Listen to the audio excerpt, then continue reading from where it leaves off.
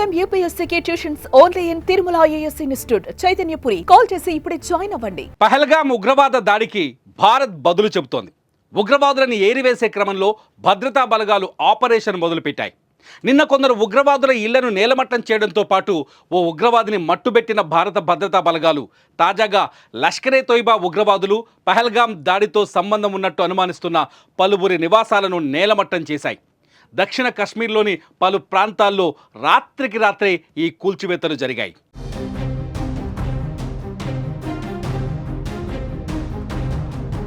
Operation ఉగ్రవాదుల ఏరివేతలో భాగంగా పోపియన్లోని చోటీపొరాకు చెందిన లష్కరే తోయిబా టాప్ కమాండర్ షహీద్ అహ్మద్ కుట్టే ఇంటిని అధికారులు కూల్చేశారు.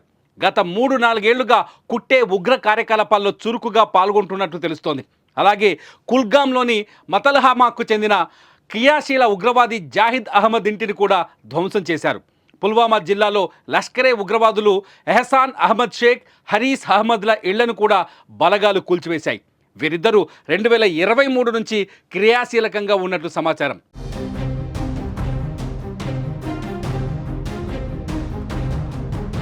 పుల్వామాలోని ముర్రాన్ ప్రాంతంలో పహల్గామ్ దాడి అనుమానితుడు అహసాన్ ఉల్ హక్ షేక్ ఇంటిని పేలుడు ద్వారా ధ్వంసం చేశారు.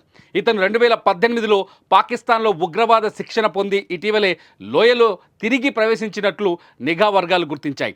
త్రాల్లోని మొంఘామాల్లో అనుమానిత ఉగ్రవాది స్థానిక లష్కరే కమాండర్గా భావిస్తున్న ఆసిఫ్ షేక్కు సంబంధించిన ఇంటిని తనిఖీ చేస్తుండగా అనుమానాస్పద వస్తువులు కనిపించడంతో బలగాలు వెనక్కి తగ్గాయి. అలా వెనక్కు తగ్గిన కొద్దిసేపటికే ఆ ఇంట్లో భారీ పేలుడు సంభవించడంతో లోపల పేలుడు పదార్థాలు ఉండి ఉండవచ్చని భద్రతా బలగాలు అనుమానం వ్యక్తం చేస్తున్నాయి.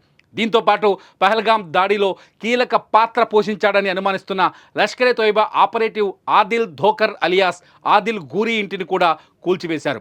ధోకర్ 2018లో చట్టబద్ధంగా పాకిస్తాన్కి వెళ్ళి అక్కడ ఉగ్ర శిక్షణ పొంది గతేడాది తిరిగి వచ్చాడని, అప్పటి నుంచి నిఘా సంస్థల రాడార్లో ఉన్నాడని అధికారులు తెలిపారు.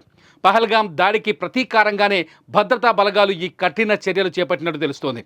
రానున్న రోజుల్లో ఉగ్రవాదులను ఏరివేసే క్రమంలో మరిన్ని దాడులు ఉండవచ్చని భద్రతా బలగాలు చెబుతున్నాయి.